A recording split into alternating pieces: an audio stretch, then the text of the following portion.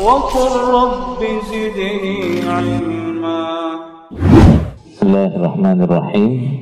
الحمد لله رب العالمين حمدا طيبا كثيرا مباركا فيه ما يحب ربنا ويرضى.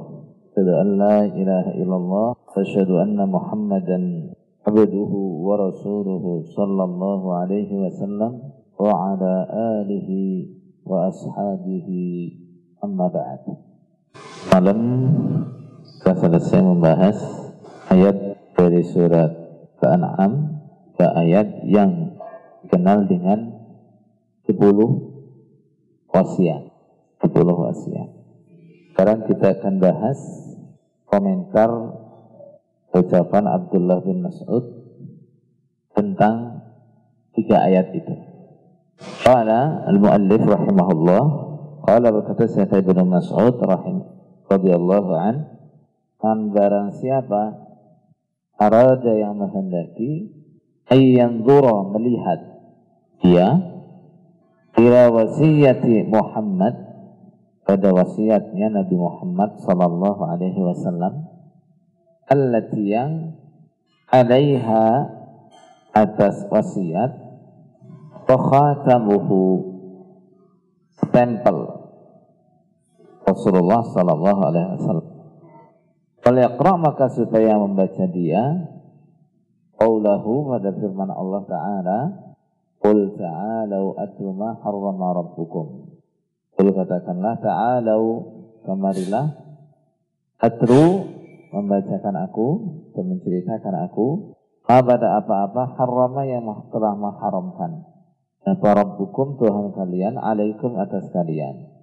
Ila qaulihi ta'ala sampai firman Allah Ta'ala, wa anna hadza sirati mustaqima, wa anna hadza dan sesungguhnya ini wasiat-wasiat yang disebutkan dalam 2 ayat sebelumnya itu sirati jalanku Allah, mustaqiman yang keadaannya lurus, fattabi'uhu maka mengikutilah kalian pada jalan.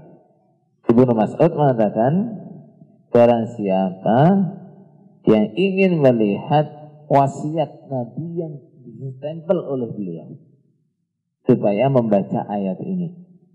Maksudnya gimana? Rasulullah menjelang wafatnya memang tidak wasiat. Ada wasiat. Terus tidak ada wasiat tentang siapa yang menjadi khalifah setelah beliau dan sebagainya, enggak ada. Seperti yang diklaim oleh orang-orang Syiah. Rasulullah wasiat yang menjadi khalifah setelah beliau adalah Ali, begitu. Isa sendiri mengatakan Rasulullah enggak wasiat sama sekali. Tempat Rasulullah tidak menulis wasiat, tapi karena persepsi sahabat yang waktu itu bermacam-macam, Rasulullah itu tahu karena sakitnya dan sebagainya, akhirnya Rasulullah jadi nulis. Kemudian di sini Ibnu Mas'ud mengatakan apa? Yang ingin melihat wasiat Nabi, bacalah ayat ini.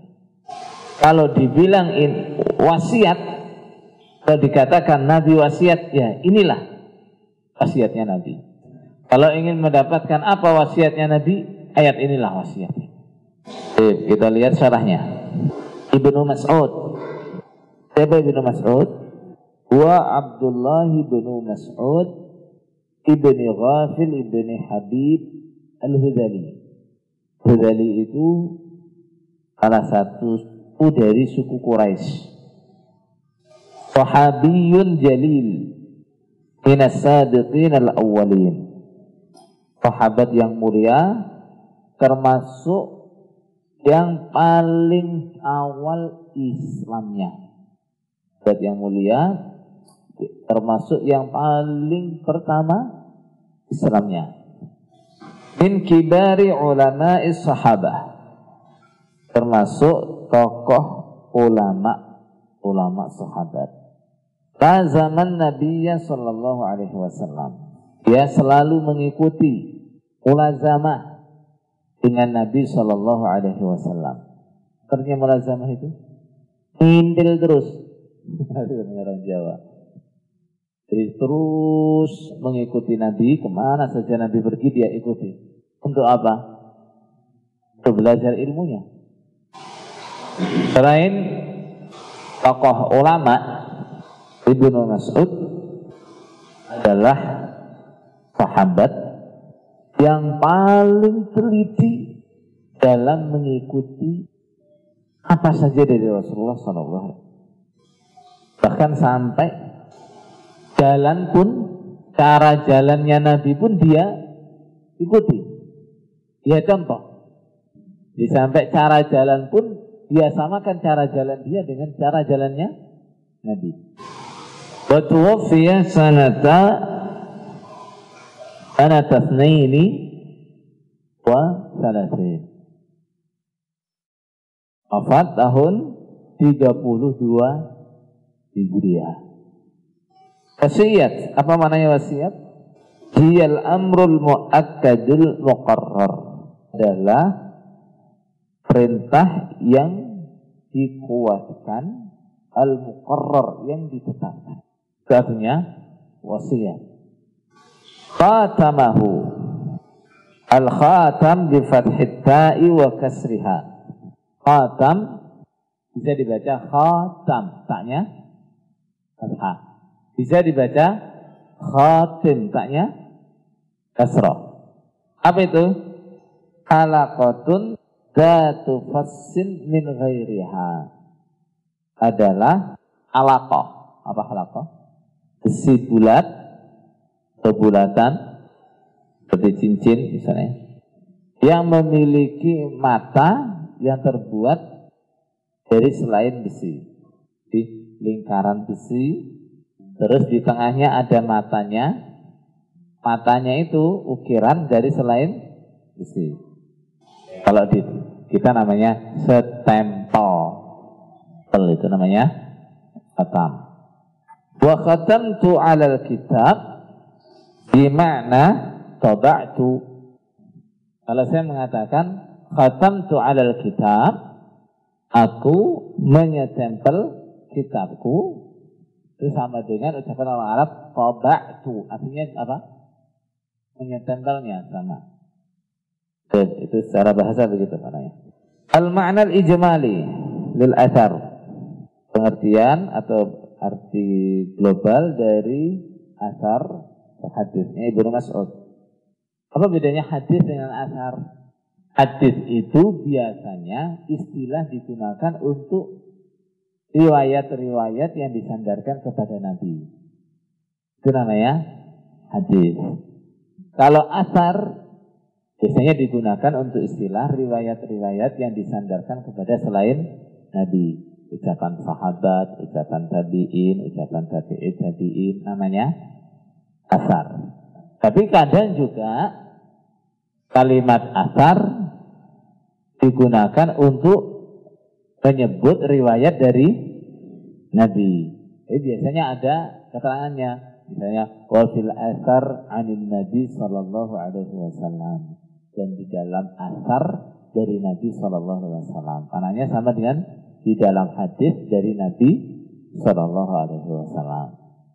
Demikian juga asar kadang juga disebut dengan kalimat hadis. Wa fil hadis an Umar radhiyallahu an masalah. Contohnya seperti itu. Betul? Jadi seringnya penggunaannya adalah kalau hadis itu adalah riwayat yang dari Nabi, kalau asar adalah riwayat yang dari selain Nabi. Yadhkuru Ibnu Mas'ud radhiyallahu an anna Rasul sallallahu alaihi wasallam law wassa lam yusi illa bima wassa bihi Allah ta'ala. Ibnu Mas'ud menyebutkan dalam kalimatnya itu, Nabi seandainya wasiat, saya tidak akan wasiat kecuali dengan wasiat dari Allah. Jadi, seandainya Nabi wasiat, pasti wasiat itu adalah wasiat dari Allah, perintah dari Allah. Fa inna Allah qad wassa bima fi hadhil ayah. Kemudian Allah telah wasiat dengan isi ayat ini. 3 ayat ini. 3 ayat tadi di akhirnya selalu ada kata-kata apa? Dzalikum wassaqum bihi la'allakum ta'qilun. Dzalikum wassaqum bihi la'allakum tadhakkarun. Dzalikum wassaqum bihi la'allakum tattaqun. Maka bisa dikatakan isinya ayat itu ada 10 perintah di situ. Itu adalah wasiatnya Allah.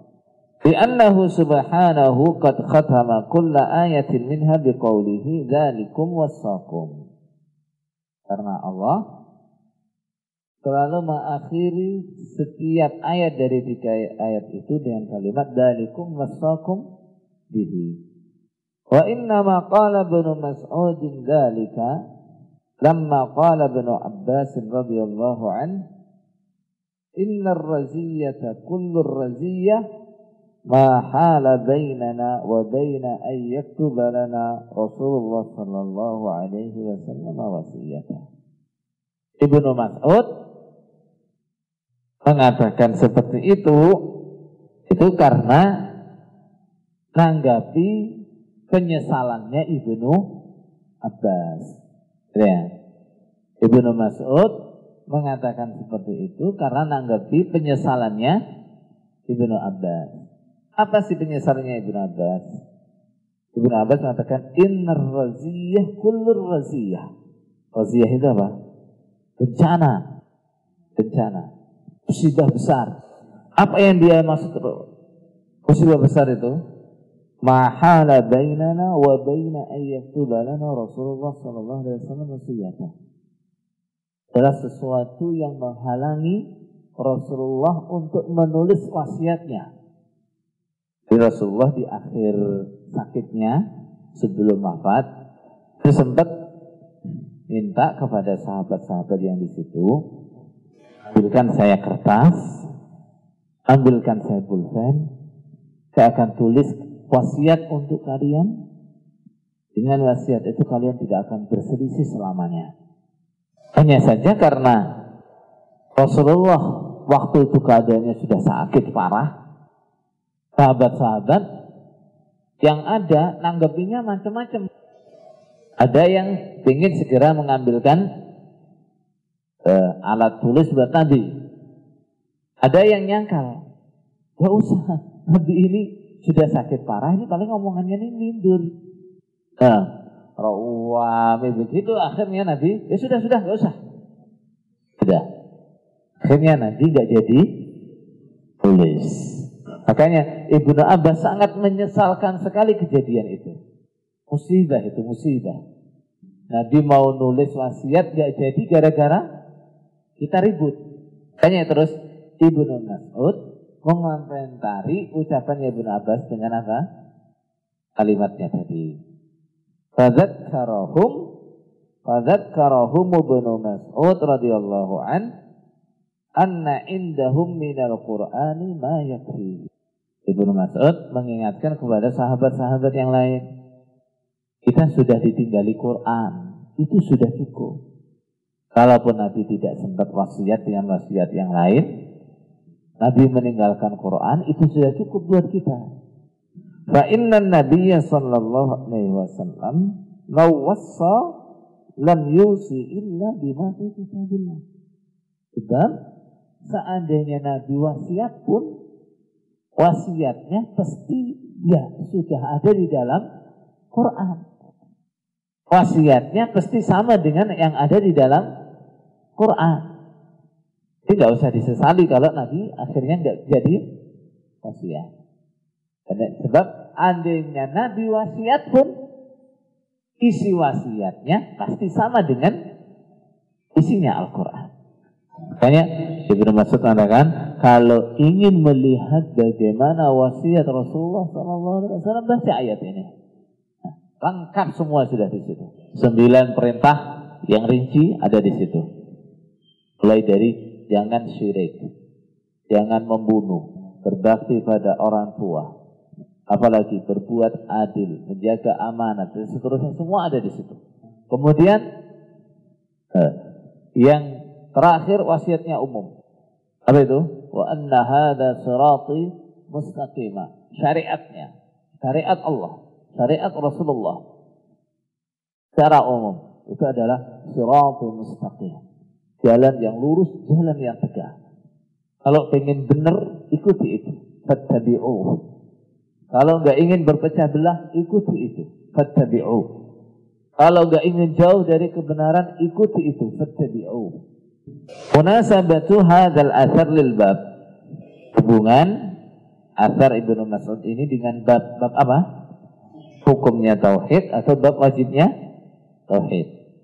Adalah bayanu anna ma dzukira fi hadhihi al-ayat kama huwa wasiyatullah fa huwa wasiyatu Rasulih sallallahu alaihi wasallam.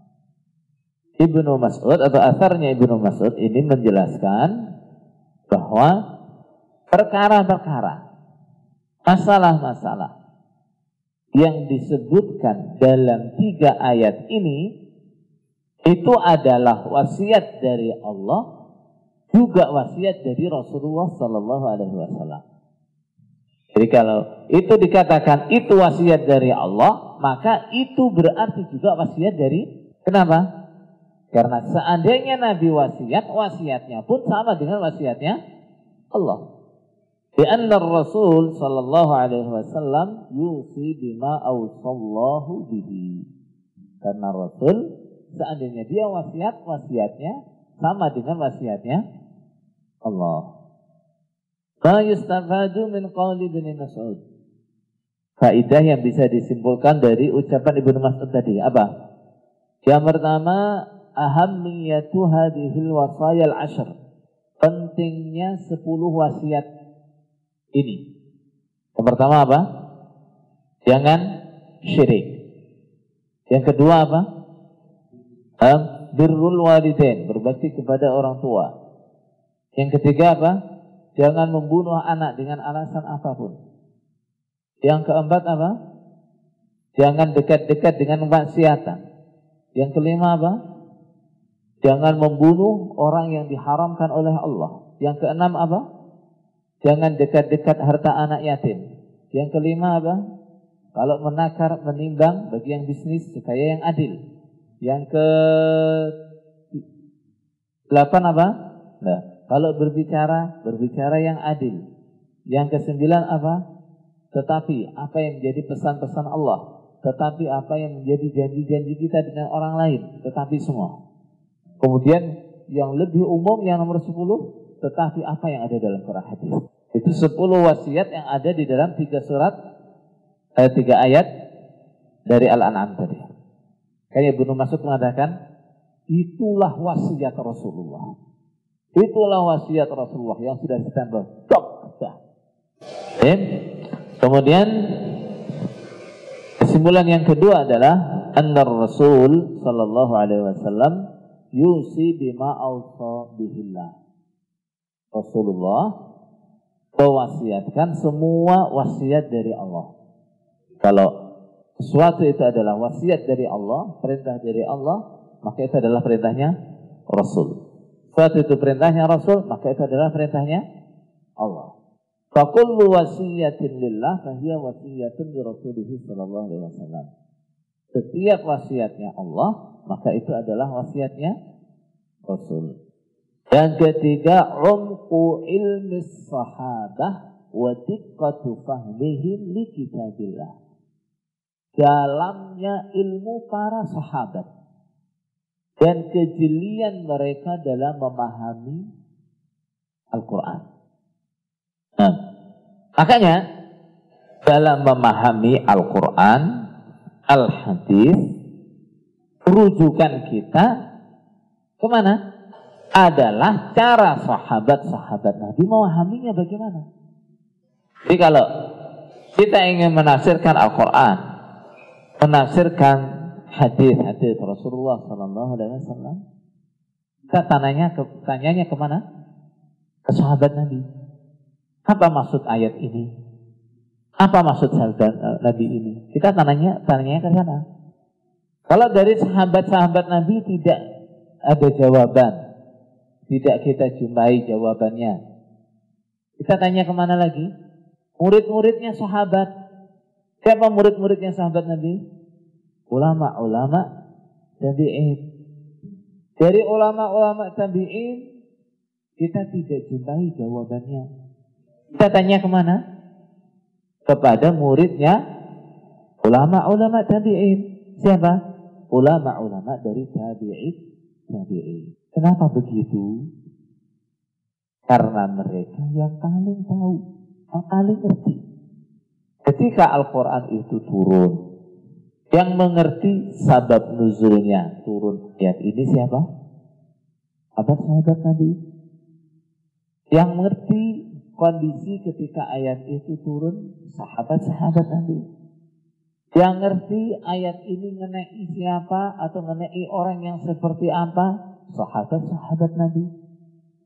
Begitu juga sabda Rasulullah Sallallahu Alaihi Wasallam. Kenapa Rasulullah bersabda begini? Yang tahu latar belakangnya adalah sahabat-sahabat Nabi. Rasulullah bersabda seperti ini, itu konteksnya seperti apa? Yang paling ngerti sahabat-sahabat Nabi. Kemudian yang paling paham, paling banyak mendengar penjelasan dari sahabat-sahabat Nabi siapa? Ulama-ulama tabi'in. Yang paling ngerti dengan penjelasannya ulama-ulama tabi'in siapa? Ulama-ulama dari tabi'in. Ini nggak boleh ditinggalkan. Kalau ini kita tinggalkan, kemudian kita menafsiri Al-Quran dengan cara kita, menafsiri Al-Hadis dengan cara kita, dengan penafsiran kita sendiri, kita akan tersesat. Penafsiran kita bisa salah, akan salah, gitu ya. Jadi kesalahan dalam orang netepi agama sehingga dia terjerumus pada syirik, padahal dia maunya netepi Quran hadis, netepi agama yang benar. Dia terjerumus pada bid'ah, padahal tujuan dia netepi agama yang benar. Penyebabnya ada berapa? Ada 2. Sumbernya ada 2. Yang pertama adalah menjadikan sesuatu yang tidak layak sebagai dalil dijadikan sebagai dalil. Apa itu? Hadis-hadis palsu, hadis-hadis yang sangat lemah dijadikan sebagai dalil. Padahal itu tidak layak untuk jadi dalil. Yang kedua, salah memahami dalil-dalil yang sahih. Dalilnya benar dari Al-Quran, dalilnya benar dari hadis sahih, tapi memahaminya salah. Kesalahan memahaminya dari mana? Penyebabnya tidak mau merujuk pada kepahaman para sahabat-sahabat, tidak mau merujuk pada kepahaman para tabi'in, gak mau merujuk pada kepahaman ulama tabi'in, gak mau merujuk pada kepahaman ulama-ulama soleh setelah mereka. Gak mau. Ini yang jadi sumber kerancuan, jadi sumber kekeliruan dalam memahami agama ini. Memahami Al-Quran, memahami Al-Hadis, tidak merujuk pada pemahaman abad tabi'in dan tabi'in.